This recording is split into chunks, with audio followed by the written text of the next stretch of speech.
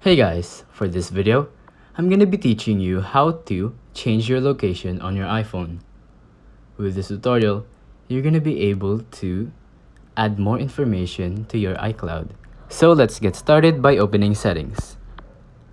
Once you're here, tap on the Apple ID at the top of the screen and it should add your name here. It should show your name is what I meant. So tap on media and purchases, view account,